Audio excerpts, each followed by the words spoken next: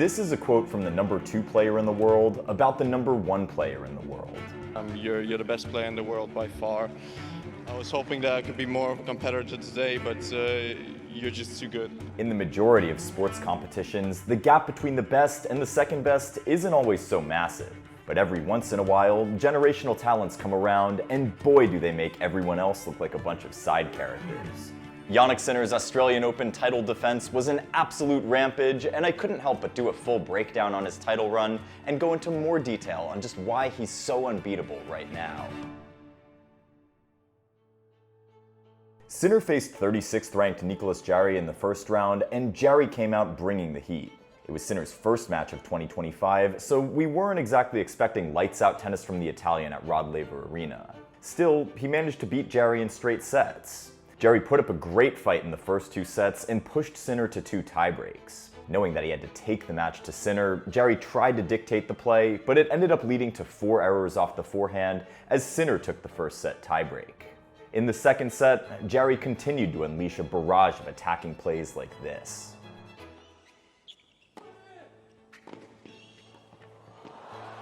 Again, Sinner was able to absorb Jarry's brilliance and come out on top.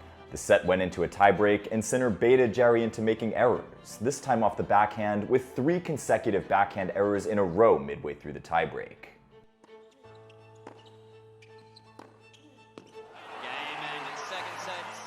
Down 2 sets and looking pretty cooked, the wheels fell apart for Jarry in the third set, and Sinner finally broke Jarry for the first time in the match. And for all his 40 winners and high first serve numbers, Jarry wasn't even rewarded with a single set. If you've been following Sinner closely, you would have observed that he played within himself during the match. It goes without saying that Sinner's base level or floor is good enough to beat most top players. Why is that? I'm sure we'll find out when we cover the next couple of players. Sinner faced Aussie wildcard and world number 173 Tristan Schoolkate in the second round, and the match came with some fireworks. Sinner hadn't dropped a set since early October, winning 29 sets in a row, and it looked like it was going to be yet another routine W. However, Schoolkate had other ideas. With the full support of the home crowd, and with the added advantage of his game being relatively unknown to Sinner, Schoolkate actually caught Sinner off guard.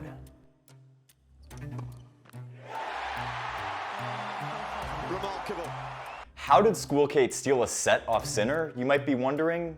Well, the answer is simple. Schoolkate avoided trading blows with Sinner from the baseline because he knew Sinner's quality. So instead, what did he do? He came forward to the net at every opportunity, and guess what? He won 17 out of 18 points at the net in the first set alone. That's a jaw-dropping 94% against the best player in the world. Unfortunately for Schoolkate, he couldn't keep up with the ultra-aggressive intensity, and he never reached double figures for net points after the first set. Sinner eventually figured Schoolkate out midway through the second set, and from then on, it was pretty much one-sided traffic as Sinner got the job done in 4 sets.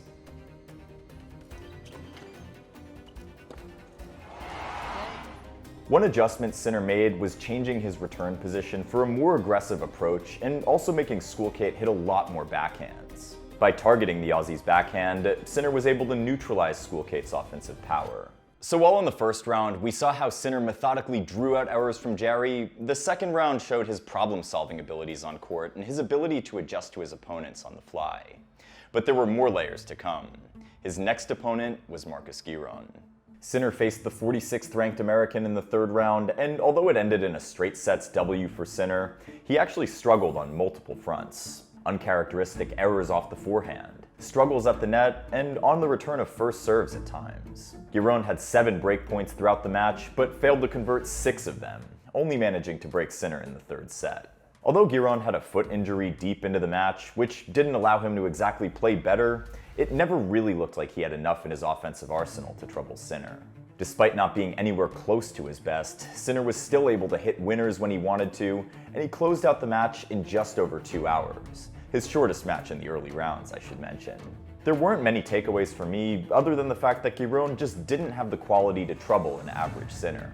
However, Holger Rune was always going to be a tougher test in the fourth round.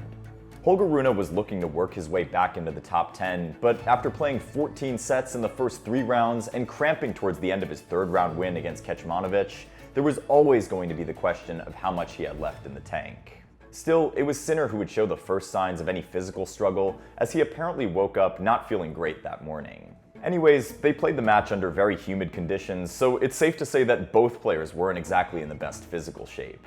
On top of that, the match was disrupted by medical timeouts and even a broken net. After 2 grueling service games and saving a break point to go up 3-2 in the third set, Sinner called for the trainer. After returning 11 minutes later, he came back a different person, and not long after, Rune faltered on his serve in Game 8, allowing Sinner to break for a 5-3 lead. Holger then needed his own medical timeout for some knee issue, and after that, Sinner served out the set. Then came another 21-minute pause in play at the start of the fourth set when the net's anchoring pin in the middle came loose. Again, the halted momentum seemed to favor Sinner, and soon enough, he ran away with the fourth set 6-2. Game, set, match, sensational from Sinner. The quality was great at times, but you get the feeling that Rune was overplaying and making way too many errors. He'd be thinking to himself that he missed a big opportunity to push Sinner. Meanwhile, Sinner demonstrated his ability to win matches despite physical struggles, which is a huge thing because if there's any part of his game that people usually point out as a weakness, it's his health and fitness. Sinner was able to lean on his serve throughout the match, which is something you always want to be able to do when you're feeling physically compromised. Now through to the quarterfinal, Sinner was up against the man who they call the Demon. However, the Italian was in no mood to play any cat and mouse games. He dominated de Minaur in almost every way, and with so much conviction that he made the Aussie look pretty much like an ordinary player.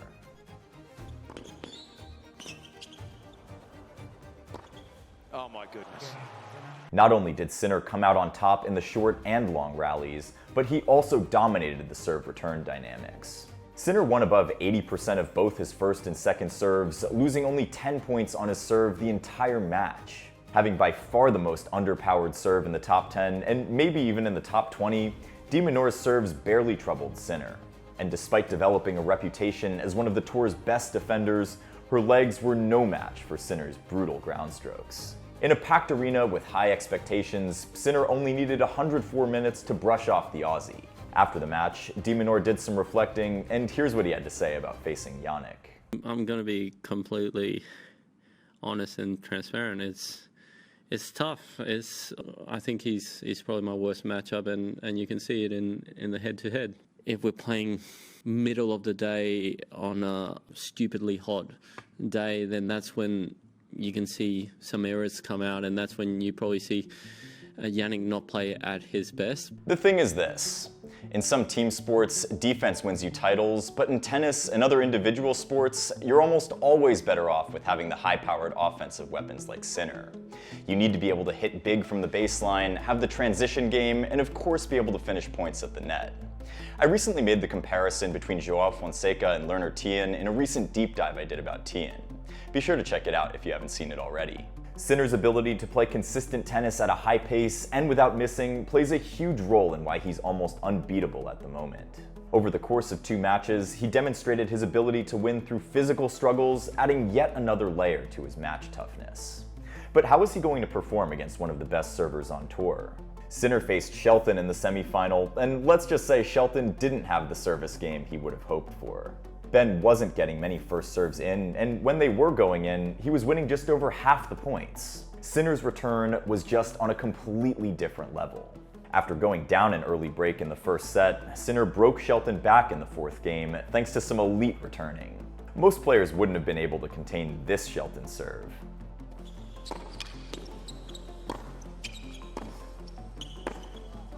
Fast forward to the 12th game, Shelton had now broken Sinner again and was serving for the set, but on Ben's first set point, Sinner forced him to hit running forehands, which forced out the error.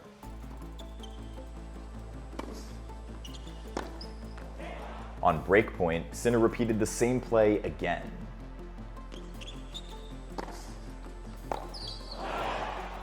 Sinner won 7 of the next 9 points to win the first set tiebreak. And although he often attacked Ben's forehand, drawing out errors, Ben ultimately made 55 unforced errors. Not because he played so badly, but because he was forced to redline some of his shots and play at Sinner's pace. When he had the chance to break Sinner back early on in the second set, Ben missed a shot he would have made 99% of the time.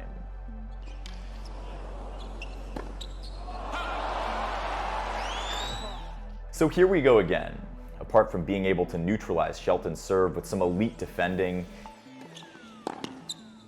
Oh, hello.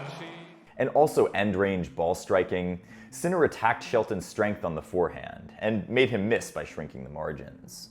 I should also mention that Sinner was playing most of the pressure points a lot better, which is something I'll talk about in the final analysis. The match ended in a straight sets defeat for Shelton, despite Sinner dealing with leg cramps in the final set. This match reminded me once again that hardly any player can hit through Jannik Sinner. Well, except if you're Carlos Alcaraz. Anyways, it got me thinking that Zverev was going to have to come up with a unique plan to beat Sinner in the final. But before we get into that final analysis, be sure to like and subscribe if you love what we're doing here at Courtside Tennis, and also check out our newsletter, the Courtside Digest. It's your spot for weekly analysis and opinions on everything that goes on in the ATP and WTA tours. I'll leave the link in the description for you down below. Zverev came into the final having spent less time on the court than Sinner. Here's what was on the line for both players. Coming into the match, we knew that the forehand-to-forehand exchanges were going to be the major differentiator. Sasha might have improved his forehand a lot, but under pressure points, there was always going to be the risk of the shot letting him down in the final. Regarding the serve, Sasha needed to keep the first serve percentage above 70% and come to the net a lot more. Just like in the semis, Sinner got to serve first in the first set, but he didn't get off to a slow start like he did against Shelton. Instead, he responded with a statement of intent, holding to love and forcing 3 forehand errors from Zverev.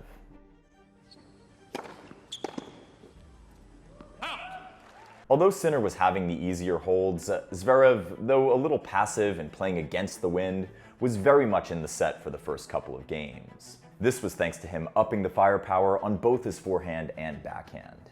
Things were pretty much even until the 8th game when Jannik broke Sasha. We could see that Sinner backed up from the baseline to enable him to have a look at the serve and hit with even more aggression. I should also mention that they were now playing with new balls at this point. After going to deuce 4 times, Sinner finally broke Zverev, and I noticed 2 dynamics at play. First, Zverev's inability to execute perfect volleys under pressure cost him 2 points. Here's one of them.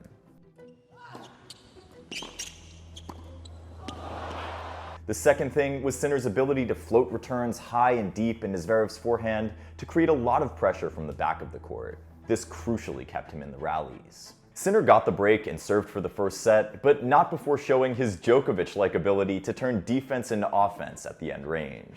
Look at how Sinner fended off a 170 km/h cross-court missile from Sasha on the stretch for a down-the-line stunner. No. It wasn't a bad first set from Sasha, but to think that despite an 81% first serve percentage, he only managed to win 62% of first serves and ended up facing 6 break points. That must have been mind-boggling. Already behind the 8 ball, Zverev needed to find a way through Sinner and make more impact on the return, not to mention maintaining his composure in the second set. Needless to say, it was a tough ask. Sinner was playing like a machine and continued to have the easier holds, while Zverev continued to probe. Like we established earlier, Sinner was able to get a look at Zverev's serves by backing up between 3 to 4 meters away from the baseline. Shades of Medvedev, anyone? Knowing how difficult it was to beat Jannik on the backhand cross-court exchanges, Zverev tried to go down the line more often.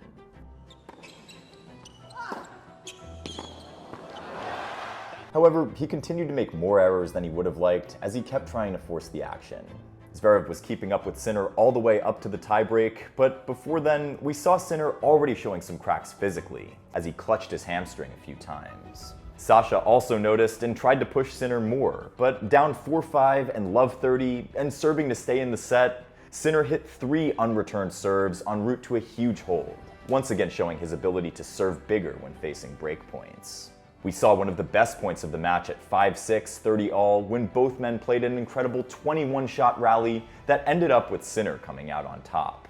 In the tiebreak, Sasha tried to be more aggressive on the forehand, but he began to bleed errors, again showing how in the clutchest of moments, his forehand isn't the most reliable stroke.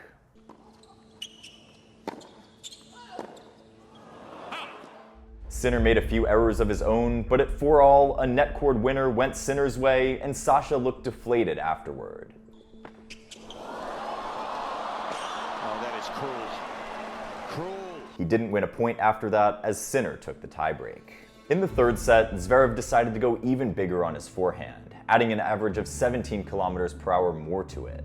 But Sasha just couldn't keep the errors down because Sinner continued to trouble him with depth. This proved to be the German's undoing as he got broken in the 6th game of the third set. His first return is so effective.